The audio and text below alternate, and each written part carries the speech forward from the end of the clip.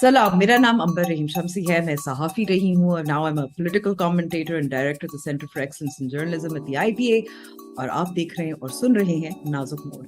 और मेरा नाम उज़ैर यूनुस है। मैं हूँ वाशिंगटन में director of the Pakistan initiative at the Atlantic Council, host of the podcast Pakistonomy. और सोचा कि क्योंकि लोगों से इंटरव्यू कर करके थक गए हैं तो कुछ तब्दीली लाई जाए। और excited to partner with Amber. Amber, welcome. Excited to partner with you on this and talk about weekly क्या हो रहा है पाकिस्तान में, मुल्क भर में बड़ी स्टोरी खबर क्या है। और we'll add a bit of expert analysis in this as well for those of you tuning in, but also keep it a bit light at the end जहाँ हम अपने winners और losers हफ्ते की खबरों उनके शेयर करेंगे। तो अंबर, why don't you kick us off for episode 1 और देखते हैं आगे आगे होता है क्या नाजुक मोड़ के ऊपर।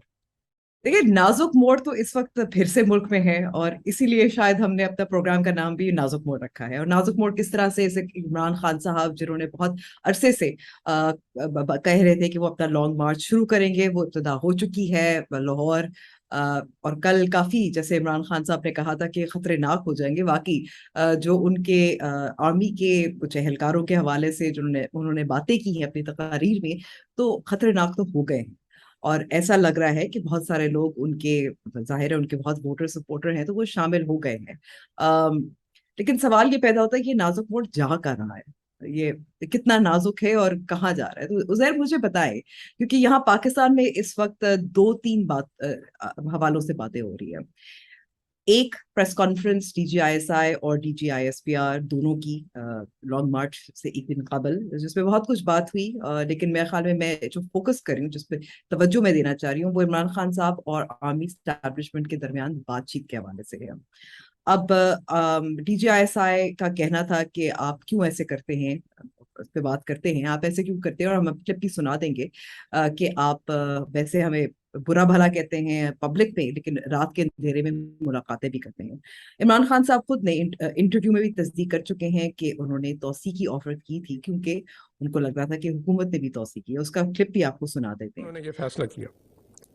मैं ये भी आपको बता दूं, मार्च के महीने में आर्मी चीफ को उनकी मुद्दत मुलाजमत में गैर मुहिना मुद्दत की तोसी की पेशकश भी की गई, मेरे सामने की गई। ये बहुत पुरकशिश पेशकश थी, लेकिन उन्होंने इसको भी ठुकरा दिया, इसलिए कि उन्होंने जो बुनियादी फैसला किया था कि इदारे को मुतनाज़ा रोल से हटा के आइनी रोल पे लाना है। और मैं ये ज़रूर पूछना चाहता हूँ, आपको हक है अपनी राय देने का। I respect that right. As a soldier I am ready to protect that right to the extent possible. But मैं ये ज़रूर पूछना चाहता हूँ कि अगर आपका दिल मुतमिन है कि आपका सुपा सलार गद्दार है, मीर जाफर है, तो माजी करीब में इतनी तारीफों के पुल क्यों बांधते थे आप? अगर आप समझते हैं कि आपका सुपा सलार गद्दार है, मीर जाफर है, तो उसकी मुद्दत मुलाजमत में इतनी तोसी क्यों दे रहे हैं? अजीब बात है, आप समझते हैं सुपा सलार गद्दार है, लेकिन आप उन्हें कह रहे हैं कि पूरी ज़िंदगी के लिए अगर आपने इस मुलाजमत में रहना है तो रहें। और अगर वो वाकई आपकी नज़र में गद्दार है, आपकी सोच में गद्दार है, तो फिर आज भी उनसे पसे पर्दा क्यों मिलते हैं? मुझे आपके मिलने पे एतराज़ नहीं है, आप मिलिए, ये हमारा फ़र्ज़ है इस मुल्क के हर शहरी की आवाज़ पे लब्बैक कहना। लेकिन ये ना करें कि आप रात की खामोशी में बंद दरवाज़ों के पीछे हमें मिलें, अपनी आइनी गैर आइनी ख्वाहिशात का इजहार करें, वो भी आपका हक है। लेकिन ये नहीं हो सकता कि दिन की रोशनी में उसी बंदे को आप गद्दार कहें। आपकी कौलो फेल में फिक्र तदब्बर कि या एक्सटेंशन की बात हो रही है या आर्मी चीफ की बात हो रही है। मैंने कहा अगर आप ये आपको ऑफर करें तो हम भी आपको ऑफर कर दें। डीजीआईएसआई साहब, जब हम तनकीद करते हैं, हमारी तामीरी तनकीद है, आपकी बेहतरी के लिए करते हैं। हम अपने मुल्क को नुकसान नहीं पहुंचाना चाहते। और मैं फिर से कह रहा हूं, मैं बहुत कुछ कह सकता हूं, आपके जवाब दे सकता हूं, लेकिन मैं ये नहीं चाहता कि मेरे मुल्क के इदारे कमजोर हों। आपने ये कहा कि जी गैर आईनी चीजें, डीजीआईएसआई, मैं कोई गैर आईनी चीज आज तक नहीं की। मैं साफ और शफाफ इलेक्शन चाहता हूं। शबाब इलेक्शन में मेरी आवाम फैसला करे कि इस मुल्क की क़यादत कौन करेगा, ना वाशिंगटन करे, ना अमेरिका करे, ना कोई और करे, आवाम को फैसला करने दो। तो दूसरी बात जो हो रही है वो ये है कि क्या ये वाकई तशद्दुद की तरफ मामला जा रहा है, इसको खूनी लॉन्ग मार्च भी कहा जा रहा है, और ये शायद फैसल वाडा ने अपनी जो एक प्रेस कॉन्फ्रेंस उससे पहले की थी, जो मैं कहती हूँ कि आई थिंक क्योंकि उनको एस्टैब्लिशमेंट के करीब समझा जाता है तो वो वैनगार्ड लगता है कि that was a sort of soft launch for the next opening salvo press था conference, Fawad opening Faisal salvo, वाकई का। एग्जैक्टली। तो उसने भी कहा था कि खूनी मार्च होगा। जाहिर है जो इस वक्त हुकूमत है वो भी उनका बार बार कह रहे हैं खूनी मार्च होगा। राना सनाउल्लाह ने अली अमीन गंडापुर की एक ऑडियो भी लीक की, और ये मामला जब तक जाहिर है बदलते रहेंगे, ऐसे होता रहता है। लेकिन क्या तशद्दुद वाकई होगा? क्योंकि इमरान खान साहब का जो वोटर सपोर्टर है वो जंगजू तो नहीं है वो। So how are you sort of looking at it from far away? क्योंकि हम तो यहाँ इस पे पूरे घिरे हुए हैं। कराची में इतने ज्यादा असरात वैसे नजर नहीं आ रहे, लेकिन जाहिर है that's sort of discussion that's happening. Yeah, I mean, दूर से the analysis or the information coming in, लगता ही है कि खान साहब का गोल अगर अर्ली इलेक्शन है, स्टेटेड गोल है कि इलेक्शंस फोर्स किए जाएं, तो अब इलेक्शंस फोर्स करने का इस्लामिक रिपब्लिक ऑफ पाकिस्तान में जो कॉन्स्टिट्यूशनल तरीका है या लीगल तरीका है वो एक ही है कि आप पार्लियामान में जो है वजीर आजम साहब, लीडर ऑफ द हाउस जो है, वो डिसॉल्व करे असेंबली और इलेक्शंस कॉल करे, राइट, एंड द ऑपोजिशन और हुकूमत जो है वो केयरटेकर सेटअप पे एग्री करे, एंड देन इलेक्शन का माहौल बनता है मुल्क के अंदर। ये कॉन्स्टिट्यूशनल लीगल तरीका है मुल्क में कराने का। अब खान साहब पार्लियामान में तो नहीं है, आप कुछ कहना चाह रही थी इसके ऊपर? मैं मुझे थोड़ी सी हो रहा था कि आप कॉन्स्टिट्यूशन और लीगल की बात कर रही है, तो मेरे ख्याल में कि पिछले 1-1.5 साल से, और मैं कहूँगी बल्कि इससे ज्यादा, अब 4 साल तो हो गए, जहां मुझे लगता है कि ना आइन और ना कानून कोई माने रखता है। लेकिन ठीक है, नहीं कॉन्स्टिट्यूशन रखता। लीगल तरीका तो ये है। मैं स्टार्ट यहाँ से कर रहा था कि एक तो लीगल तरीके पे अलाइन कर जाते हैं कि ये एक लीगल तरीका है, उसके अलावा कोई और तरीका है नहीं। अब आ जाते हैं खान साहब की स्ट्रेटजी। अगर इलेक्शन है, लीगल तरीका वो कर नहीं सकते क्योंकि पार्लियामान में वो मौजूद नहीं है, और पीडीएम की जो कोalition है उससे वो इंगेज करने के लिए राजी नहीं है to break that coalition away, जैसे उनकी कोalition तोड़ी गई या तोड़वाई गई उनके नजदीक डोनाल्ड लू ने फॉर एग्जांपल, या पिंडी में इशारे आ गए थे न्यूट्रल्स के जो वो कहते हैं कि उन्होंने किया। अब आ जाते हैं कि उनकी अगर डिमांड लीगली कॉन्स्टिट्यूशनली पूरी नहीं हो सकती तो ऑप्शन क्या है? लॉन्ग मार्च। लॉन्ग मार्च का आउटकम क्या होगा कि जी आप इस्लामाबाद में इतना प्रेशर बिल्ड करें कि रावलपिंडी से कुछ लोग उठ के इस्लामाबाद जाएं, या वो इस्लामाबाद के कुछ लोगों को अपनी तरफ बुलाएं और कहें कि जी सिचुएशन अनटेनेबल है, आप मुज़ाकरात करके या तो ऑफ रैम्प निकालें। ऑफ रैम्प वही होगा कि आप पार्लियामान में आके बात करें, या हालात और ख़राब हैं तो अब आप इलेक्शंस अनाउंस करें, क्योंकि इससे आगे इस नाजुक मोड़ से आगे हम जा नहीं सकते, हमें कोई नया रास्ता निकालना पड़ेगा। तो अब खान साहब की अगर ये स्टेटेड स्ट्रैटेजी है कि इस्टेब्लिशमेंट फोर्स करे इस्लामाबाद में बैठे वजीर आजम को कि आप रिजाइन करें या पार्लियामान डिसॉल्व करके इलेक्शन की तरफ जाएं, तो वन वुड अस्यूम कि उनकी स्ट्रैटेजी होगी to find a way to continue talking to the establishment. लेकिन उन्होंने जो एग्जैक्टली राइट, तो लेकिन जो स्ट्रैटेजी उन्होंने अपनाई है वो तो फोर्स कर रहे हैं एस्टैब्लिशमेंट को टू क्लोज रैंक्स मेरे नजदीक। which then begs the question कि अगर आप उनको फोर्स करें to close ranks including the DGISI जो उन्होंने अल्फाज इस्तेमाल किए, तो फिर वायलेंस ही ओनली ऑप्शन रहता है कि आपने किसी तरह इंतशार फैलाना है ताकि दूसरी साइड का हाथ जो है वो फोर्स हो। क्योंकि इस वक्त जो उन्होंने स्ट्रैटेजी अपनाई है, ना चाहते हुए भी एस्टैब्लिशमेंट और PDM will close ranks between themselves, क्योंकि neither one of them wants to be seen as making concessions to a man. And I'll end with this, making concessions to a man who's calling out the DGISI and the Chief of Army Staff, the two most powerful men in the country, in a way that he just did. Well, here's the thing. देखिए, अब इमरान खान साहब क्योंकि उनके अहदाफ भी बदलते रहते हैं, वो थोड़ा सा आपको एक keeps you on your toes as well, and that's part of his sort of political strategy as well, right? So उनका ये कहना है कि हम हुकूमत गिराने नहीं आ रहे, हम इनकलाब ला रहे हैं। So that's on the face of it. इनकलाब हुकूमत गिराए बगैर लाया जा सकता है वैसे अमर? ये इनकलाब तो मैं आपको यही बता रही हूँ उज़ैर, मैं आपको ये बता रही हूँ खान साहब जो हिस्ट्री कह बुक रहे में हैं तो नहीं पढ़ा ये ऐसा मेरा नहीं इनकलाब। कहना, ये मैंने नहीं कहा कि वो इनकलाब ला रहे हैं। अब बात ये है कि इमरान खान साहब ने जाहिर है हमने ये वाजे हो गया इस प्रेस कॉन्फ्रेंस के जरिए कि the military establishment has had enough.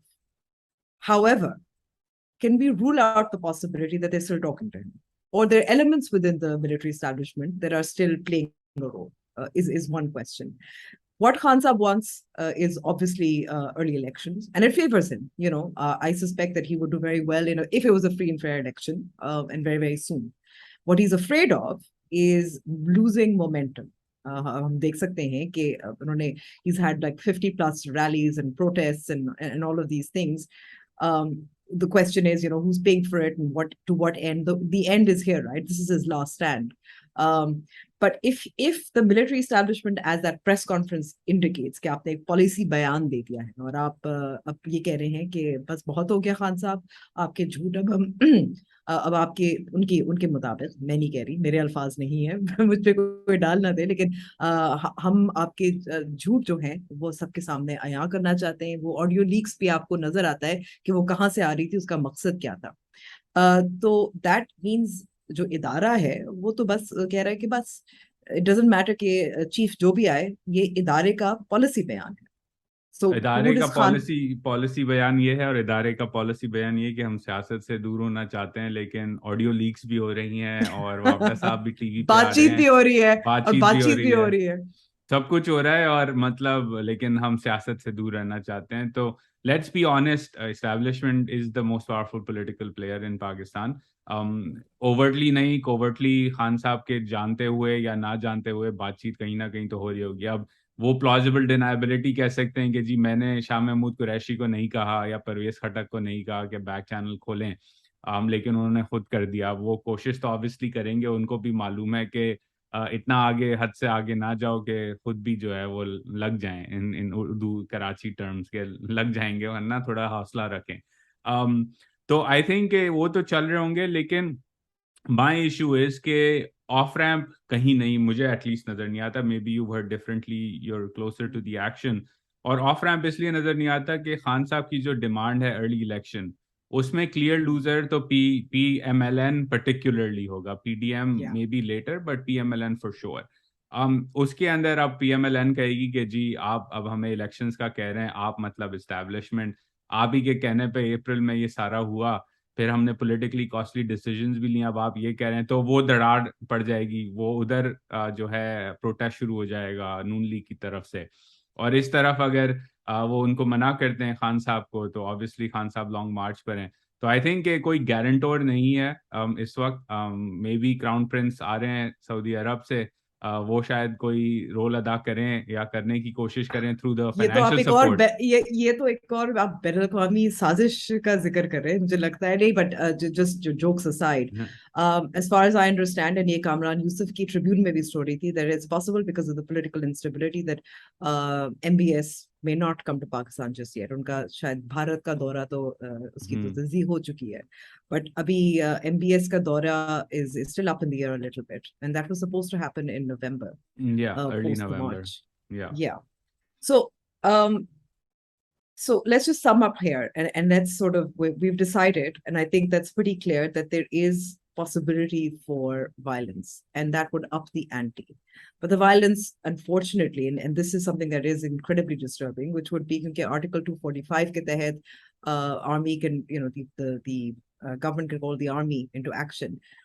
That is not a good look for the army, and maybe that is what Khan wants. The other thing is obviously जो बहुत गर्मा गर्म बात हो रही है पाकिस्तान में कि शायद एक military coup भी हो जाए, which I still think it's unlikely, but it's Pakistan, you can't ever rule it out.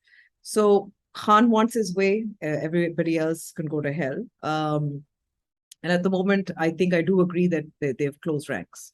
That press can conference I add was a something clear here? decision. Yeah, absolutely. In terms of the 245 और army को बुलाने का एक concern जो कि यहाँ Washington में पाया जाता है अब इंक्रीजिंगली है पिछले 6-8 महीनों से, वो यूनिटी ऑफ कमांड का है। शहबाज गिल के comments, the issues around mutiny, the fact that it's an open secret के खान साहब की जो स्ट्रैटेजी है वो ये है कि ही फील्स के junior ranks میں ان کی support زیادہ ہے, even if the core commanders want to just shut him out of power. تو وہ ایک 245 میں میرے ذہن میں ایک اور سینیریو جو بوائل کر رہا ہے وہ یہ ہے, جو ہم نے دیکھا ہے دوسرے ممالک میں, کہ پاپولر پروٹیسٹ جب ہوتا ہے اور آپ آرمی کو یا اسپیشل سیکورٹی فورسز کو بلاتے ہیں, تو the protesters try to show کہ ہم آپ میں سے ہی ہیں, آپ اپنے ہتھیار ڈالیں. ہم نے ایران میں یہ ابھی ریسنٹلی دیکھا ہے, in some parts of Iran. تو یہ ایک اور رسک ہے. Again, not a huge risk, but low probability, high impact if it happens, کہ آپ نے آرم فورسز کو بلایا اور اسٹیبلشمنٹ کے اندر وہ آرم فورسز کھڑی ہیں, and is there a probability کہ ان میں سے کچھ کہیں کہ یار یہ تو ہمارے ہی لوگ ہیں, ان کو ہم آگے ریڈ زون میں جانے دیتے ہیں, right. I'm just speculating here. Analytically it's something to worth thinking about کہ یہ بھی ایک پاسبل سینیریو ہے, کیونکہ ہمیں معلوم ہے کہ فوج کے اندر بھی اتنی یونٹی نہیں ہے اس ایشو پہ جتنی ہمیں بتائی جا رہی ہے, مے بی ہائیسٹ لیول پر ہو. And I'm going to add, because I think that's also related to exactly what you're saying, کہ یہ جو press conference جو کی تھی, اس کی ظاہر ملٹیپل آڈینسز تھیں, یہ صرف عام لوگ نہیں تھے, یہ ود ان رینکس بھی تھا کہ یہ ادارے کا فیصلہ ہے, ادارہ اس طرف جا رہا ہے, ادارہ یہ چاہتا ہے, ادارہ یہ سوچتا ہے, crack into line. But I think the proof would be when and if that actually happens, Khan Saab پہنچتے ہیں. And I think one of the mistakes that a lot of people are making is کہ Khan has to bring 1 lakh, 1 million, 50 lakh log. I don't think it matters, because you don't need that many people to create panic, chaos, that feeling of siege.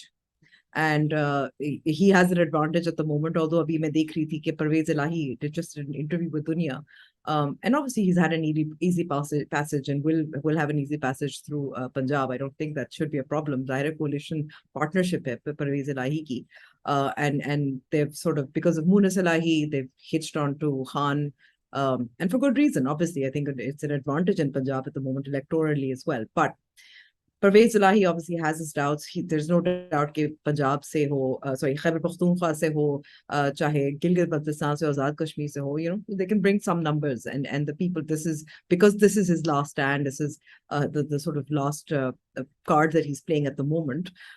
He could bring in people, and you don't need too many people. So the question is, will he reach Islamabad and Pindi, or will something happen before that?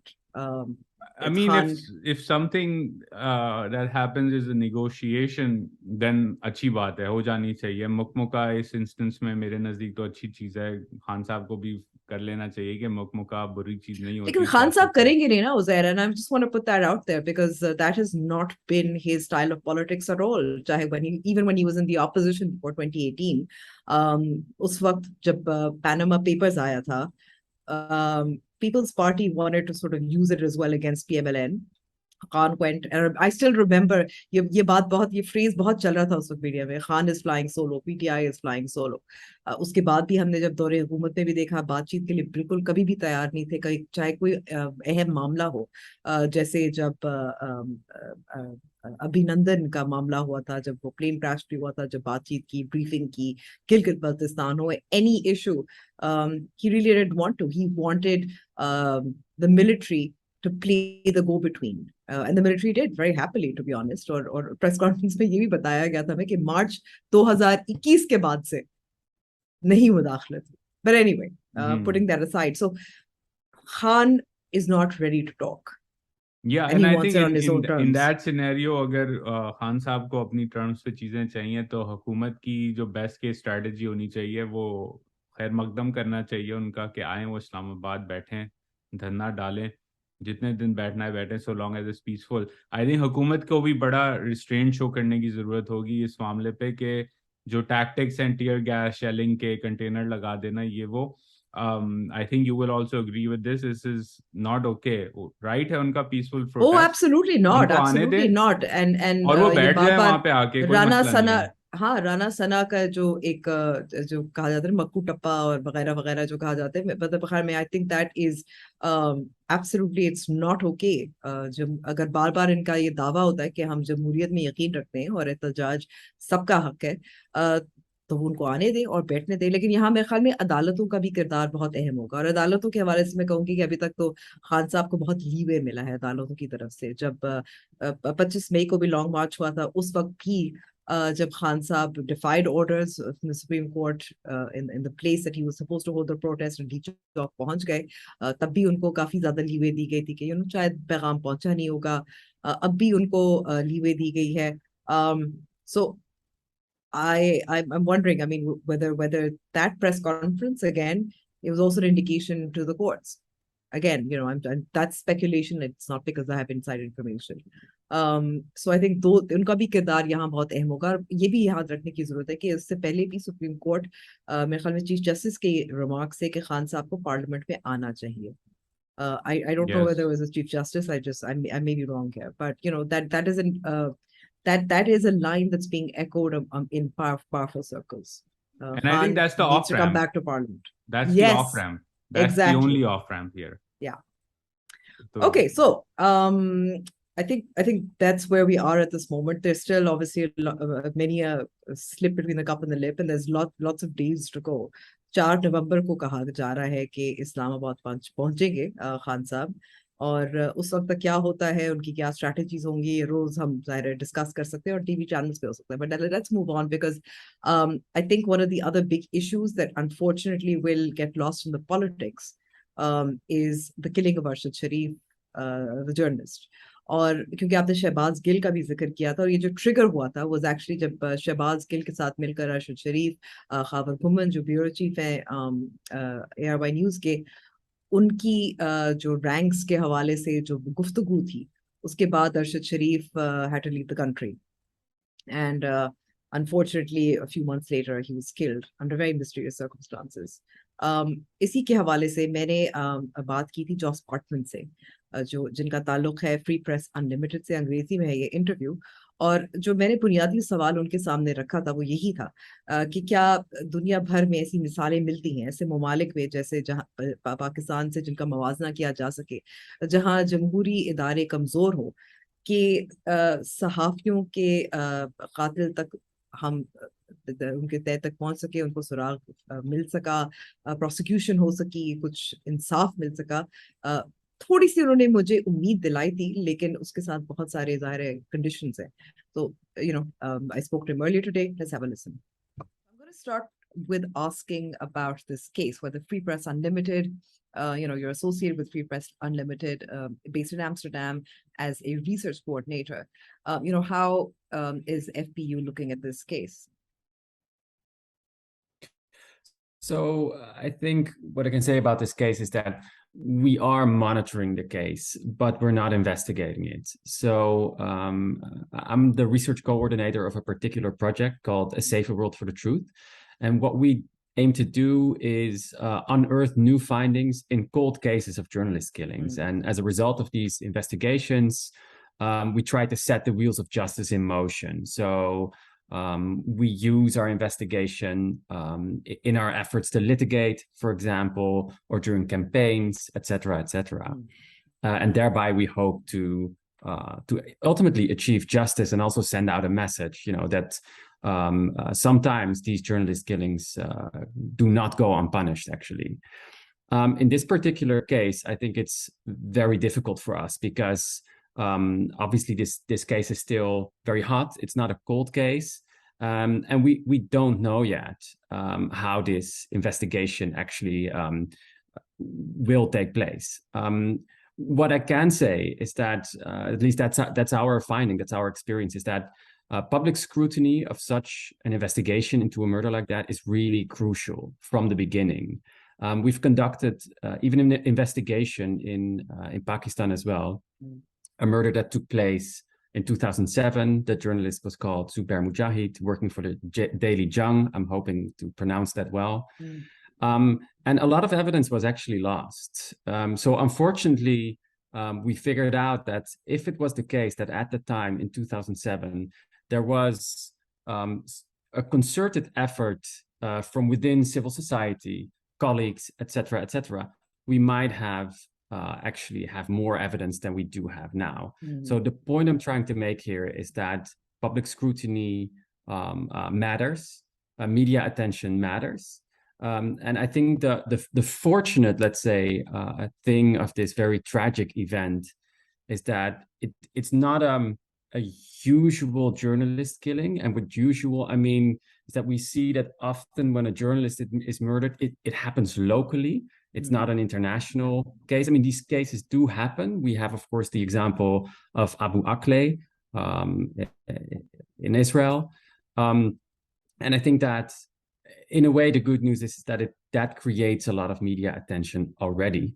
And there are cases of journalists that are murdered locally, far away from the capital, where that is not the case. So that diminishes your chances even more. Jos, you raise a very interesting point, because I think you're absolutely right. There have been so many cases in Pakistan against, there's been killings of local journalists, and they tend to get forgotten. But, even with high-profile cases, Arshad Sharif is definitely one of those. There's very little hope for justice, as you call it, partly because the suspicion falls on law enforcement or intelligence. Now, I'm just going to give you two examples of recent high-profile cases. In 2011, Salim Shahzad, again, a journalist who was tortured, his body was found. A commission, a so-called independent commission, was formed to find out the facts. It wasn't able to fix responsibility at all. Everything that we know about this case is from journalists who were close or had some information, but it didn't really bring justice, did it? Hamid Mir, a case where a journalist, a very prominent journalist, anchor, was shot at. He was battling life and death in 2014. Again, a very high-powered commission, judicial commission, was formed. And one of the things that the judges said was police didn't really investigate fully. They didn't have answers. So it goes back to the same thing, where even if it's a local journalist, even if he's a prominent journalist, investigation is faulty for whatever reason there may be, which then means that you don't get justice. The perpetrators are not found in some cases or prosecuted. So in that case, what does one do? Yeah, that's a really good question, of course. And you're totally right. Often these investigations actually they're not always botched, but at least mistakes are made from the beginning. At least that's what we often see. And that can result from a lack of resources, of course, but also the lack of being able to conduct an impartial investigation. Of course, sometimes authorities are not well insulated against pressure from outside. And the difficulty is, of course, in the case of journalist killings, often the culprits are organized crime entities or public officials. So the causes of impunity are often the same causes of the murder itself. And that is what makes this an extremely difficult matter. Of course, the intellectual authors, at least, of these murders, they aim to also make sure that these crimes are not solved. And we see that all over the world, of course. So that creates a really, really difficult issue. And I'm not saying that there are no cases of hope. Sometimes they are there. Of course, sometimes it matters whether, for example, a judicial commission is involved. That perhaps increases your chances, because that commission in Pakistan, I think, is generally better insulated to pressure from outside. And for example, a local police bureau somewhere in Sindh, for example.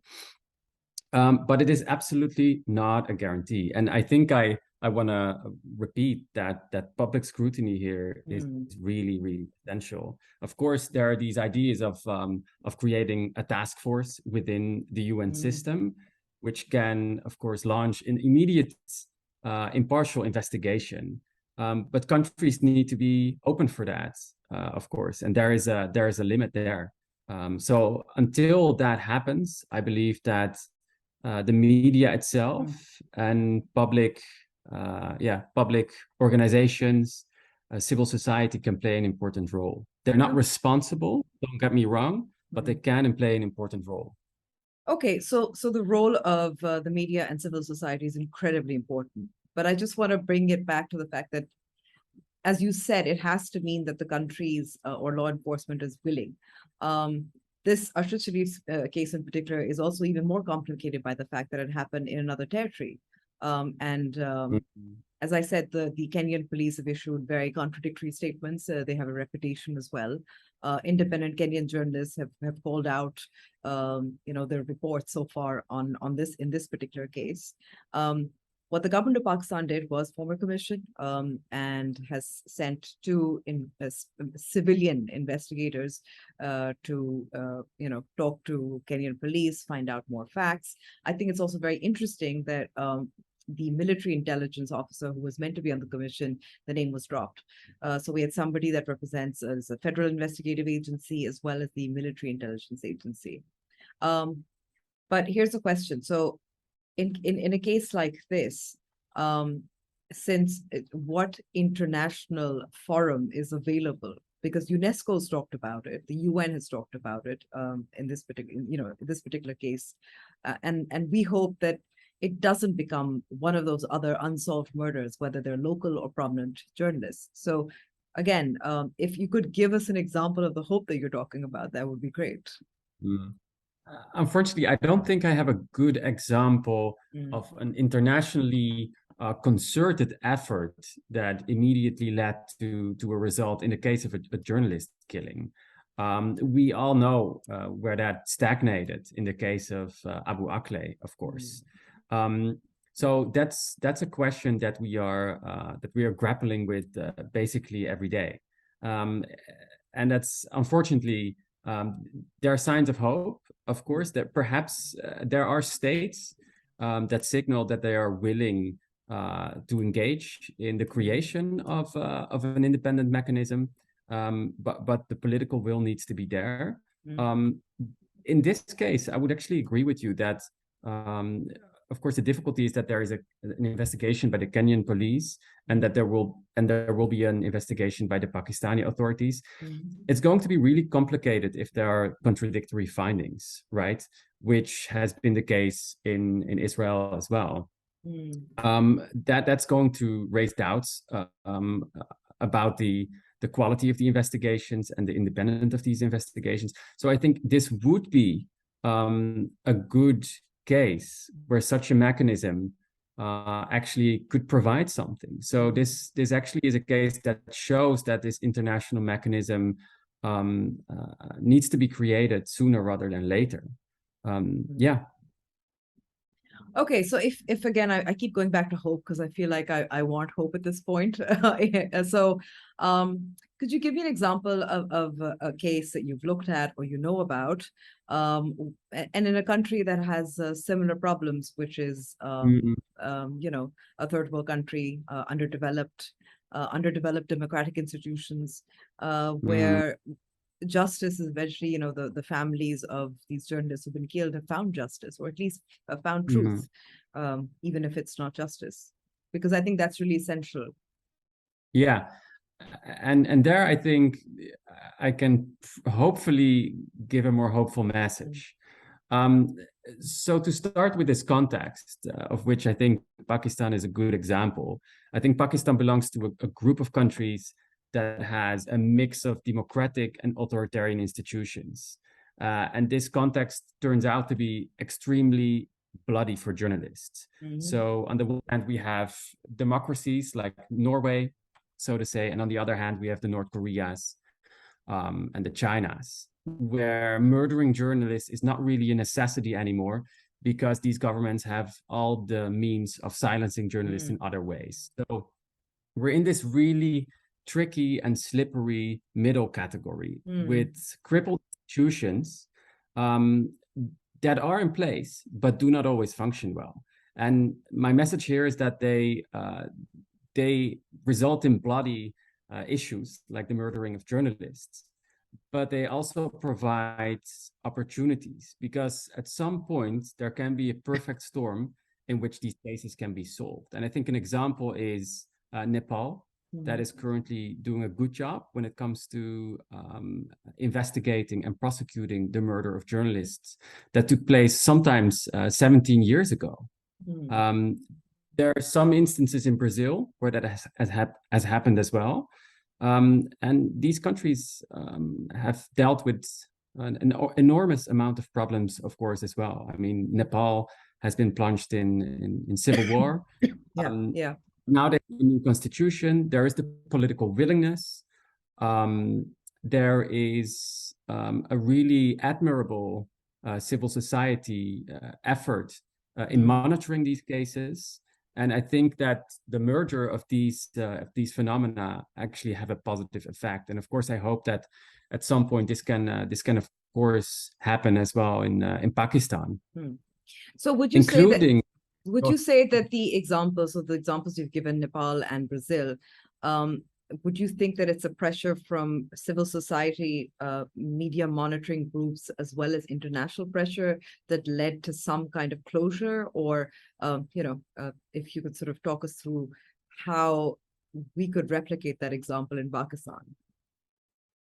Right. I think public scrutiny represents some sort of logistics of accountability, right? It can make sure that there are certain people embarrassed. There's naming and shaming, and of course that can sort of trickle down to an investigatory level. So, for example, if in the case of Mexico, if there is a local journalist murdered, and there's not a lot of media attention about this particular event, there's probably a lower chance that a proper investigation takes place compared to really, let's say, famous journalist that really embarrasses the country on the presidential level, right? So I think that's the mechanism here. There needs to be an outcry from the beginning, of course. We see that it helps in Brazil, the Philippines, Mexico. It doesn't really matter in which country. We see that when there is an outcry, that raises the possibilities of justice, because at some point political elites do get embarrassed, and that's the moment when things can change, actually. Thank you so much for speaking with me, Jos. And I think it's good to end with that message of hope. And I'm hoping that it isn't just Arshad Sharif, but the many other journalists in Pakistan who, especially local journalists like Uzair, who find some kind of we're able to identify their killers, their perpetrators, and their family finds peace. So thank you again for talking to me. Fascinating discussion, Amber. इसके अंदर what were your key takeaways? आपने कहा शुरू में उससे पहले कि थोड़ी सी उम्मीद दिलाई, और दूसरे ममालिक में भी ये इश्यूज आते रहे. Kenya of course is known and notorious for it. कुछ दिनों पहले वहाँ 2 इंडियंस भी मारे गए, और उससे पहले पूरा उनका जो स्पेशल यूनिट था वो डिसबैंड किया गया. Mexico is an example. Israel keeps coming up. So what were your key takeaways from this conversation? I think my key takeaway, sort of, if we're looking at solutions, where you have independent investigations that have credibility, हमें याद रखने की ज़रूरत है कि जहाँ सलीम शहजाद का भी मैंने जिक्र किया था, हामिद मीर का भी जिक्र किया था, और in Hamid Mir's case, there was a very sort of powerful judicial commission, actually. And you would think that judicial commissions would lead to something. It didn't. बाद में commission के कुछ हिस्से से leak पे हुए थे. हामिद मीर भी बहुत openly and quietly भी बताते हैं कि nobody's going to put that out there. But the takeaway is that you need international involvement. And without that, and because obviously this is not just any case, it also has international dimensions. कत्ल जो हुआ था Kenya में हुआ था, और वहाँ सवाल उठ रहे हैं जो वहाँ के भी जो इंडिपेंडेंट सहाफती इदारे हैं और सिविल राइट्स ग्रुप्स हैं, केन्या की पुलिस के हवाले से कि किस तरह से ये हुआ, बहुत मशकूक सामने आए. अभी हाल ही में भी आपने देखा कि जो ऑटोप्सी रिपोर्ट है पाकिस्तान में जो पिम्स में हुई थी, इस्लामाबाद में हुई थी, उससे यही जाहिर हुआ था कि he was shot at close range and there's still a bullet in his body, which tells you the quality of investigation. And that's where the sort of key lies, pressure at investigation stage. But we're sort of beyond that now. Now we're at the fact-finding stage. Salman Iqbal, जिन पे इशारतन military के top brass ने इशारा किया कि शायद उनकी कुछ involvement थी allegedly in Arshad Sharif's killing, has very clearly asked for a UN task force. And उनका ये कहना है कि पाकिस्तान मुस्लिम लीग नवाज की जब तक हुकूमत है तो एक फेयर इन्वेस्टिगेशन नहीं हो सकती. मगर प्रॉब्लम ये होता है UN task force का कि these are very special cases, generally जो conflict areas में ज्यादा होता है. Yeah, I agree, and I think اس کے اندر دو چیزیں جو میں آڈینس کے لیے فلیگ کرنا چاہوں گا and would love your comments on this as well. ایک تو یہ کہ جو انٹرنیشنل ٹاسک فورس کی جو یو این لیول پہ ڈیمانڈ ہوتی ہے وہ یوزلی ہوتی ہے کیونکہ جو کلپریٹ گورنمنٹ ہے یا ہوسٹ گورنمنٹ ہے جہاں یہ کرائم ہوا وہ کور اپ کرنے کی کوشش کر رہی ہے یا ان کوآپریٹو ہے یا کوئی ڈسپیوٹ ہے, ٹرسٹ نہیں ہے دونوں ممالک کے درمیان. تو پاکستان اور کینیا میں ایسا کچھ ابھی تک نظر نہیں آیا. تو I think it will be very difficult to get that buy in. I think the second thing to understand here is that کیونکہ خان صاحب نے ایک یہ بیرونی سازشی نعرہ اپنایا ہوا ہے کچھ مہینوں سے, یوزلی ان ساری چیزوں میں اگر آپ جمال خشوگی کا فالو کریں مرڈر یا ایون اسرائیل میں جو ہوا کچھ ہفتوں پہلے یا مہینوں پہلے, ان چیزوں کو آپ فالو کریں تو usually the initial push of accountability یا ڈپلومیٹک انگیجمنٹ کی جو شروعات ہوتی ہے وہ امریکہ یا یورپین یونین سے ہوتی ہے. اور اس وقت کیونکہ خان صاحب نے جو نعرہ اپنایا ہوا ہے مجھے نہیں لگتا کہ کوئی بھی ڈپلومیٹ ڈی سی میں سے یا یورپین یونین میں سے اس بات میں پڑھنا چاہے گا, کیونکہ نہ تو let's be honest Arshad Sharif was not American green card holder اور یورپین سٹیزن اور امیریکن سٹیزن, تو ایک پریویلیج تو وہ نہیں ہے ان کے پاس, right. Secondly before So we have to we have to understand it's also privilege as well as do you think it's Arshad Sharif's anti-American stance because he was a proponent of the US involvement foreign conspiracy. He did programs on it, he did vlogs on it. Yeah, do you and think maybe that could be a factor? It could be, but I think more so than that, the bigger factor is کہ امریکہ بالخصوص یا even Europe, کیونکہ خان صاحب نے complaint بھی کی تھی وہ لیٹر کی جو یورپین یونین کے ڈپلومیٹس نے پبلش کیا تھا کچھ مہینوں پہلے, تو وہ اس پہ پڑھنا ہی نہیں چاہیں گے. وہ کہیں گے آپ کا ڈومیسٹک پولیٹیسائزڈ ایشو اتنا ہے کہ this is not our beef. And thirdly I think this is again اگر وہ انوالو ہونا بھی چاہیں تو you know this better than I do, ایک کیس تھا پاکستان میں ڈینیل پرل کا, جو کہ امریکی سٹیزن تھا, اس کو مارا گیا پاکستان میں. اس پہ اللیجڈلی کوئی سینئر گورنمنٹ انوالومنٹ بھی نہیں تھی, لیکن اس کیس کے اندر بھی سالوں سال لگ گئے. Even though the US and Pakistan have been allies throughout that period, justice was not served. In fact, جب Joe Biden the day or the week the Biden administration came in, the alleged murderers were released from Pakistani courts by Pakistani courts. تو even اس situation میں جہاں امریکہ کا شہری مارا گیا ہو, امریکہ پاکستان کا supposed ایلائی یا اسٹریٹجک پارٹنر ہو اور وہ نان کوآپریٹو بھی ہو, even then the United States was unable to get justice delivered for his dead citizen. تو یہ تو ارشد شریف ہے. تو I think internationalization will be it's a long shot. It's a very, very long shot, which is really unfortunate because I really think at least کم سے کم وزیر اعظم شہباز شریف نے commission تو بنایا جس میں سے انٹیلیجنس کے ایک افیشل کو نکال دیا گیا. لیٹس بی کلیئر کہ یہ civilian intelligence FIA and civilian intelligence کے جو عمر شاہد حامد ہے کافی مشہور بھی ہیں, ان کو وہ تحقیقات کے لیے تعینات ہے اور کر رہی ہیں. لیکن جب تک صحافتی ادارے اس میں شامل نہ ہوں, اور میں کہوں گی کہ it has to, I think the important thing is that at least the family should find some satisfaction. I think that's really key. کیونکہ ہم ظاہر ہے ہم آزادی اظہار رائے کی بات کرتے ہیں اور یہ ظاہر ہے اس میں خوف تو پھیلتا ہے اور بہت سارے سوالات بھی اٹھ رہے ہیں. خان صاحب تو ظاہر ہے اگین اشارتاً جیسے ملٹری افیشلز سلمان اقبال اور ARY کے مالک پر انگلی اٹھا رہے تھے, خان صاحب نے بھی پاکستان کے خفیہ اداروں پر انگلی اٹھائی ہے. مگر اصل بات یہ ہے کہ does the family feel that their justice has been served, they found the truth? For that you need more than just, I think the faith in institutions has been eroded so much that you need media organizations, independent at least, or maybe some representatives of international media organizations as well. So even if we don't get to the point of a UN task force, I think that is the least this government could do. Yeah, I think the one positive in a way in terms of international media involvement is that Declan Walsh is Africa bureau chief, if I remember correctly, at the New York Times. He spent a lot of time in Pakistan. So it's in a way, he's known for covering these stories. Exact کا پورا scandal Declan نے unleash کیا تھا, اس کا کچھ ہوا نہیں. But so Declan is somebody, I don't know if he's on this story already or not, but I'm guessing I would put my money that he will be on this story. Given that he's Africa bureau chief, it's a big story in Pakistan. He understands Pakistan, and this could be again from a New York Times perspective, right? From a very rational, or incentive structure perspective, Declan may want to do this story, right, and dig deep into what happened. So maybe and I think that's that'll lead to important in something. terms of keeping up the pressure and keeping the story international. That's one of the ways that you can.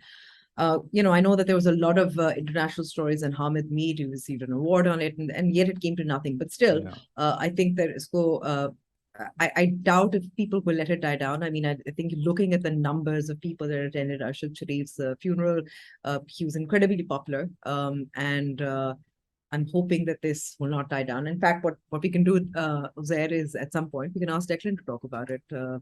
While we're doing we'll for invite this him. podcast. I think one more thing on this whole issue, right, Amber, is के investigation कहाँ जाती है, क्या उसके किसने मरवाया, क्या fluke accident था या कुछ और था, we don't know, and maybe we will I can't find out. speculate, and I'm not going to. But the one thing that is undisputed as a fact, right, is that Arshad was close with the establishment in pushing a certain narrative. He had a falling out after April that led to certain threats that he found credible, जिसकी वजह से उसने show खत्म हुआ, वो मुल्क छोड़ के चले गया. So here's a journalist, whether you like him or not does not matter. He's a Pakistani citizen who has the right to free speech. जिसका शो बंद किया गया क्योंकि वो कुछ चीजें कह रहा था जो लोगों को पसंद ना थी. And even in the best case scenario, उसको इस मुल्क से निकाला गया, जहां जाके वो दुबई में था. अब दुबई में क्या हुआ, we don't know, but he ended up in Kenya. So even in the best case scenario, muzzling free expression of a Pakistani citizen pushed him towards his death. Now, whether that death was an accident or something more sinister, we don't know. But even the established facts raise a lot of questions about free expression, constitutional rights, human rights in Pakistan. And this should not happen. Does not matter whether you're Arshad Sharif or somebody on the left. It is something that we need to deal with, and it is a question that people in power and every answer. case of this sort matters. I mean, a life has been taken, and again, I think it really doesn't matter. इसका कोई फर्क नहीं पड़ता कि आपका क्या नजरिया है, क्या नहीं है. मैं आपको ये भी बता दूं कि मैं अरशद शरीफ के साथ काम कर चुकी हूँ. जब डॉन टीवी में काम करती थी. Arshad was a very passionate journalist. उस वक्त, he was a rising star, a really die-hard reporter. What happened in between is obviously, he had, close access to the military establishment, and is a full supporter.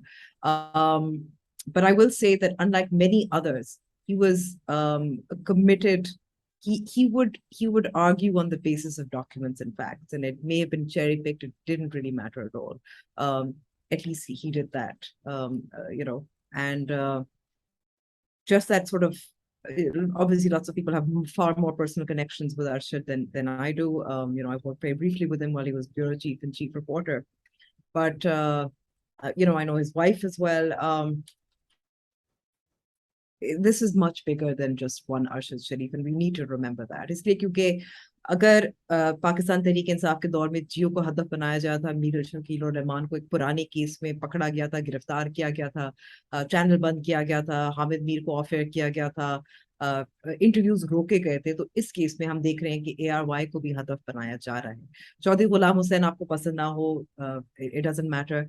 वो पुराना case 2003 का case है, बिल्कुल, और मेरे ख्याल में 2011 में उसके कुछ डॉक्यूमेंट्स आ रहे थे या वारंट जारी हुए थे, लेकिन उस वक्त वो अच्छे थे, तो ठीक है, तो सब कुछ चलता था. भूल जाएं कि उनके खिलाफ कोई केस था. अब क्योंकि वो उनका बयानिया आपके बयानिए से मुताबिकत नहीं रखता, तो अब आप 30 लोग पकड़ कर उनको किसी कॉफी शॉप से गिरफ्तार करना, ये तरीकाकार गलत है. ARY में बहुत सारे अच्छे सहाफी भी काम करते हैं, पुराना चैनल है.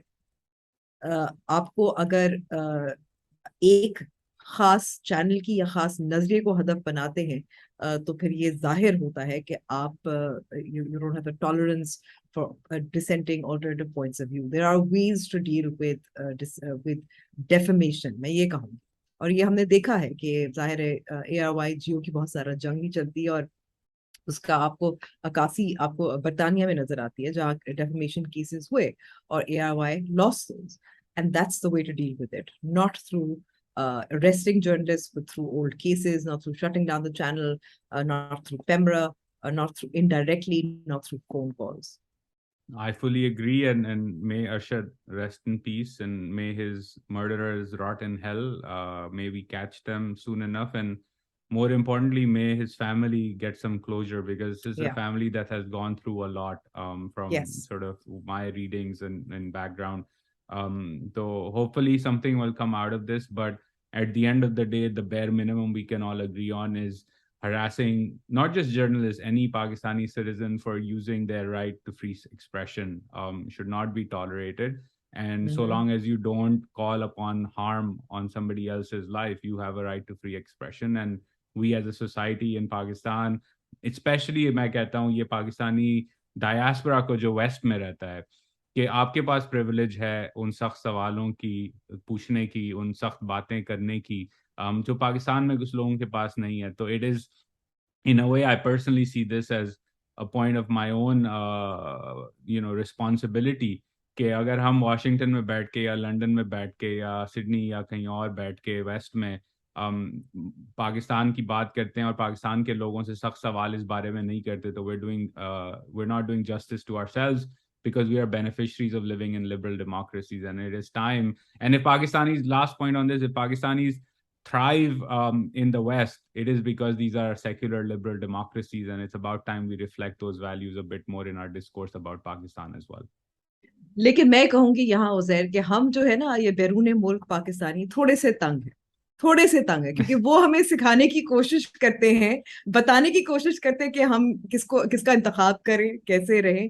ابھی just on a lighter note, sort of moving on, ابھی ایک بیرون ملک پاکستانی بہت مشہور ہے جو اپنے آپ کو منی عمران خان, ڈول ورژن آف عمران خان تصور کرتے ہیں, شایان, ان کو بریفلی گرفتار بھی کیا گیا تھا, رہا بھی کیا گیا تھا. وہ بھی کہہ رہے ہیں, وہ کہتے ہیں کہ میں اپنی شریفوں کے خلاف جنگ جاری رکھوں گا.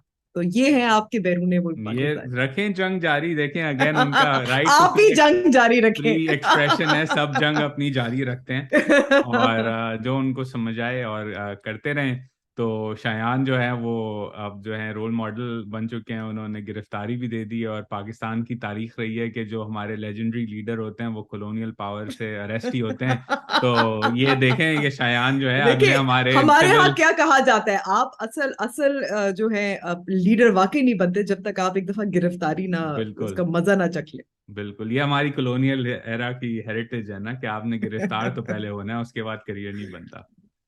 ٹھیک ہے, اب آئی تھنک اب آخری سیگمنٹ کی طرف چلتے ہیں Uzair, and that's a nice little segue. I will say کہ ہم ایوری ویک ہم کوشش کریں کہ ہم تھوڑے اپنے personal winners and losers of the week pick کریں. So Uzair, over to you. My winner is Babar Azam کی اسپیچ جو اس نے ڈریسنگ روم میں انڈیا کے بعد دی تھی, جو وائرل بھی ہوئی. I find it refreshing. Zimbabwe سے بھی ہار گئے, ڈسپوائنٹڈ تو ہیں, کافی فینس ڈسپوائنٹڈ ہیں, غصہ ہے, کرٹیسزم آ رہا ہے, بٹ آئی تھنک کہ کرٹیسزم جائز ہے, ابیوز جائز نہیں ہے. کافی لوگ گالیاں بھی دینے پہ اتر آئے وغیرہ وغیرہ. And I like how Babar approached as a captain, کہ اس نے اپنے پلیئر کو کہا کہ کوئی مسئلہ نہیں, اور still a match winner. He tried to bring them up, and you saw کہ وہ زمبابوے میں بھی ہلے ہوئے تھے اس ہار کے بعد, جس کی وجہ سے probably they couldn't close Zimbabwe of.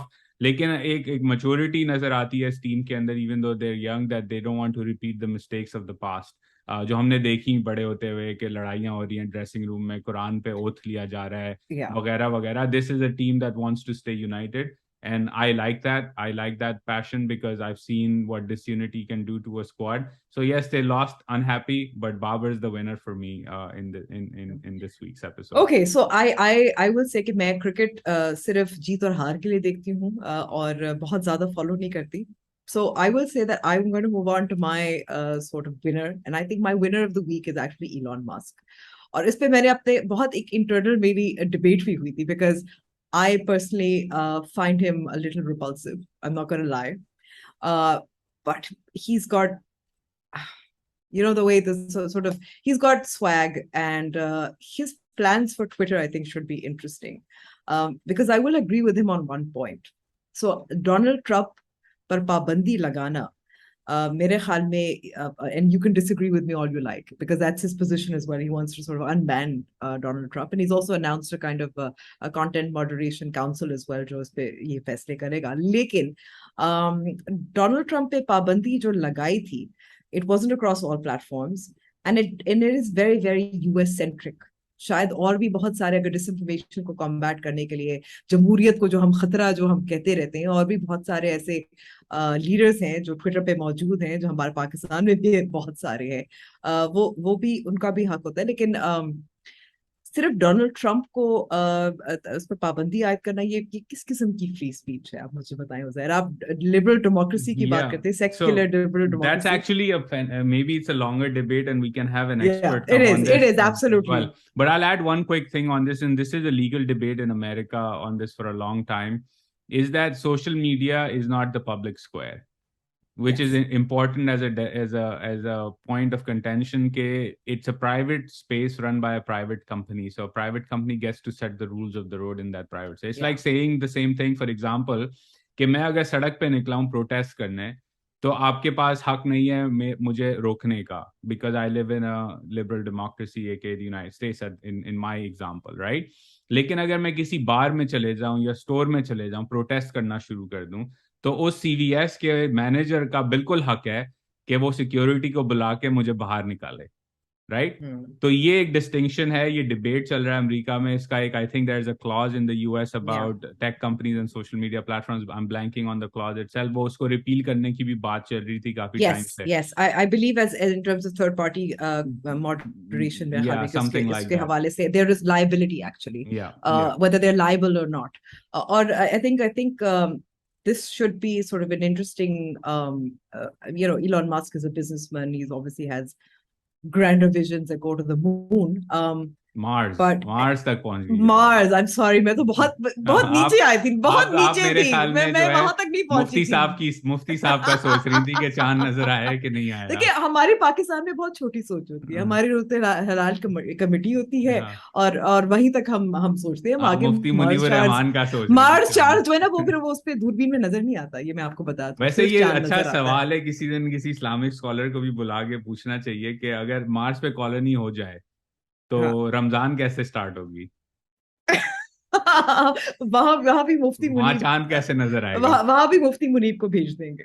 ये वैसे इंटेलेक्चुअली इंटरेस्टिंग सवाल है, दूरबीन से लेकर। Yes, we should actually, that would be an interesting debate, I guess. But there's lots of questions on that. I think we're being derailed because I want to talk about Twitter. Yes. And I want to talk about how I'm interested in seeing the direction that this takes, because I mean, Elon Musk, as crazy as he is, talks about free speech. He's fired a lot of employees from Twitter. Including the CEO and CFO. Including, yes. One less Indian at the helm of important corporations. That's why you like Elon Musk. No. Lobby का सफाया करना शुरू किया। Indian lobby के, हाँ, ये Elon Musk ही है जो जिहाद करेगा हमारे बिहाफ पे, उसकी तवज्जुह से होगा। But yes, and he talks a lot about bots as well, and I don't know, there's a debate on that. There's a lot of questions here, and I won't go into it. I think it's fascinating. I think the crackdown on tech in terms of how it regulates and moderates these platforms is ongoing, and I think that we will see some better regulation going forward. That's important to me. So I'm going to end it here. He's still a winner because, I mean, in the end, he took a sink.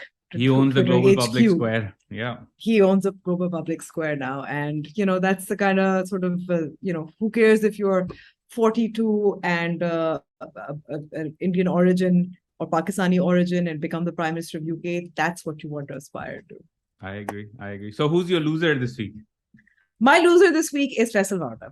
Faisal Warda, हमने इससे पहले भी थोड़े से podcast पे बात की थी, वो एक प्रेस कॉन्फ्रेंस की, बहुत बड़े दावे किए, लेकिन फैसल वाडा की कोई क्रेडिबिलिटी नहीं है। उनको आगे करने का मकसद जो था वो जाहिर है नहीं पूरा होगा, ये तो किसी को भी समझ होनी चाहिए थी। सबूत अगर कोई मांगता भी है तो वो देता नहीं है। He's trying to save his skin, but it's obviously, I mean, I see him as a Chaudhry Nisar or a Zulfikar Mirza, more Chaudhry Nisar actually, because Chaudhry Nisar ने बहुत एतराज़ात किए, उनकी भी गुर्बत थी एस्टैब्लिशमेंट के साथ, और वो बार बार प्रेस कॉन्फ्रेंस भी करते थे और बहुत कहते थे कि मैंने मियाँ साहब को बहुत समझाया, आपका इनर सर्कल बहुत खराब है। फैसल वाडा भी यही कहता है, और आखिर में आस्तीनों के सांप है, चौधरी निसार भी यही कहते थे, और आखिर में I think worse for Chaudhry Nisar because he was एक पुराना political player था, lost his political pitch. Faisal Wada is not a political player, he's a businessman, and he's a bit of a showboat. थोड़ा सा हम anyway, there's lots of words जो हम लाहौर में कहते हैं लोगों के, ऐसे लोगों के बारे में थोड़े से जो होते हैं, but I'm not going to use those words, but I think he's a loser because if he thought that he could change anybody's mind or convince anybody or anybody who thought he could do that, he's lost his only support was Imran Khan and his crazy followers. He's lost all of that too. So I guess he goes back to business and his I think for Wamda's thing, he wasn't looking at an impact. I think in between loyalty to his business/money or to the dear leader, he chose business/money. And आने वाले हफ्तों में काफी सारे लोगों का ये loyalty and test होगा. And bear in mind that ये एक नाहेली का केस है, उसका भी फैसला होना है. So that's pretty much all he has at stake. Yes. Yeah. So he chose business. He's a loser. Well, that's an interesting choice. My loser this week is my favorite finance minister, Ishaq Dar, the king of Daronomics, जिनके बारे में लिख के हमने अपना career शुरू किया 6 साल पहले. वो वापस इस्लामाबाद में क्यू ब्लॉक में मौजूद हैं. और लूजर इसलिए हैं क्योंकि मुल्क का वजीर खजाना, जिस मुल्क में डिफॉल्ट की बातें चल रही हों, क्रेडिट डिफॉल्ट स्वाप्स जो हैं ऊपर ही ऊपर जाते रहते हों, वो नेगोशिएशन कर रहे हैं बड़ी अहम किस्म की. और वो नेगोशिएशन है पैरासीटामोल की कीमत की. तो ये जो है अकबरी सल्तनत चल रही है मुगलिया के जी, मुंशी साहब जो हैं उनको भेजा गया है शहनशाह अकबर की तरफ से कि जाके जो है कीमतें ठीक करो. तो वो पहुंच गए और उन्होंने नेगोशिएशन की और 25% इंक्रीज पे बात मान गई. मान लिया सबने. और वजीर खजाना साहब बड़ा अहम जो है वो काम अंजाम दे रहे हैं कि पैरासीटामोल की मुल्क में कीमत क्या होनी चाहिए. तो he is the loser for me, क्योंकि ये वजीर खजाना का काम नहीं है. और अगर आप इन कामों में बिजी हैं तो पाकिस्तान की मईशत का अल्लाह ही हाफिज है. ओके, सो इस पे मैं थोड़ा सा काउंटर आर्गुमेंट अगर पेश करना चाहूँ, मेरे ख्याल में कि हम तो इस पे बातचीत भी कर रहे थे. मैंने बहुत ज्यादा पढ़ा नहीं है, थोड़ा बहुत पढ़ा था. It's not obviously economics is not my area of expertise, that's yours. So मैं तो आपको बिल्कुल अवामी बात करती हूँ. पैनाडोल जो है वो बुखार, सर दर्द, आजकल अगर डेंगू की बात करें उसके लिए इस्तेमाल होती है, क्योंकि आप आइबुप्रोफेन तो खा नहीं सकते. सर्दी आ रही है, लोग बीमार होंगे, और ये एक आपके लिए एक अलामत होती है कि आपकी जो दवाई है, अद्वयात है, उसकी ये जो एक बुनियादी पेन किलर है, उसकी कीमत कितनी है. अब इसमें सियासत भी आ जाती है, इसलिए क्योंकि अगर आपकी एक बुनियादी आपकी जो दवाई है उसकी कीमत ज्यादा होगी तो आप अवाम में जो आपकी वैसी इनकी मकबूलियत इन्फ्लेशन की वजह से बहुत कम है. इससे एक और इंडिकेशन होगा कि आप this Panadol pill, you couldn't even manage that. So it is do you think it's the interest of most people? क्योंकि अगर मैं बाहर गई थी कराची में, लोग क्या बात करते हैं, बात यही करते हैं ना, महंगाई बहुत है, खाने पीने की चीजें बहुत महंगी है, दवाइयाँ बहुत महंगी हैं. आप कैंसर की दवाइयाँ छोड़ दें, अगर आपकी एक बुनियादी पेन किलर की कीमत बहुत ज्यादा होगी तो वो किसको गालियां देंगे? वो जाहिर है वजीर खजाना को देंगे ना. या आप समझते हैं, आप इकोनॉमिस्ट हैं, डीसी में बैठे हैं, बहुत आपको पता होगा कि रेगुलेट नहीं करना चाहिए, बहुत अच्छी बात है, नहीं करना चाहिए, लेकिन गाली किसको पड़ेगी? गोली पर, वो इसहाक डार पे पड़ेगी और हुकूमत पे पड़ेगी. ये इतना थोड़ा बहुत तो आगे पीछे होता है. वो 50% मांग रहे थे जीएस के, कह रहे थे कि हम पुल आउट कर देंगे पाकिस्तान में मार्केट में, this is not feasible for us. उन्होंने चले 25% उनको थोड़ा सा एक रियायत दे दी. नहीं तो ठीक है, अगर इश्यूज हैं वो रिजॉल्व हो जाने चाहिए. और अगर प्राइस कंट्रोल की बात है तो अगर आप प्राइस कंट्रोल इम्पोज करते हैं तो फिर शॉर्टेज हो जाती है, दवाई मिलेगी नहीं मार्केट में, जो कि हो रहा था. मैं इस्लामाबाद में सितंबर में था, I needed Panadol, Serena hotel में नहीं थी पैनाडोल, तो मतलब बाकी आप भूल जाएं. तो दोस्त को फोन करके कहना पड़ा कि यार अगर थोड़ी सी पैनाडोल है तो ले आना. I forgot. ये तो ऐसे आपको लग रहा है जैसे ब्लैक में पैनाडोल बिक रही थी. फुल ब्लैक में चल रही है, मतलब अजीब सीन चल रहा था. तो उसके बाद फिर वो रेट भी हुई कि जी देखें इन्होंने छुपा के रखी हुई है 2 दिन का सप्लाई या व्हाटएवर इट वाज. वो भी निकला कि जस्ट वेयर हाउसिंग थी. तो देखें, अगर सरकार को इतनी फिक्र है आम शहरी की, जो कि होनी भी चाहिए, जमहूरी हुकूमत है, वोट लेने हैं जाके, तो प्राइस फिक्सिंग से बेहतर है कि फिर आप सब्सिडी दे दें ना, کہ اگر Okay. آپ نے یہ ڈیلٹا ہے پرائس کا فارمولا کے تحت 100 ارب روپے کہہ دیتے ہیں کہ جی آپ کو اگر پرائس مینٹین کرنی ہے تو جو ہمارا کاسٹ ہے جو آف سیٹ کرنا ہے وہ 100 ارب بنتا ہے ہائپوتھیٹکلی. تو سرکار دے دے منسٹری آف ہیلتھ سے GSK کو سبسڈی. دنیا بھر میں اگر نیشنل انشورنس پروگرامز ہوتے ہیں تو سبسڈائز ہیلتھ کیئر پہ ہی دیتے ہیں نا, یا نیگوشیٹڈ پرائس پہ دیتے ہیں. اس کی سبسڈی ٹیکس پیئر جو ہے وہ بھرتا ہے through the fiscal through the budget. You see, that's what I was going to say.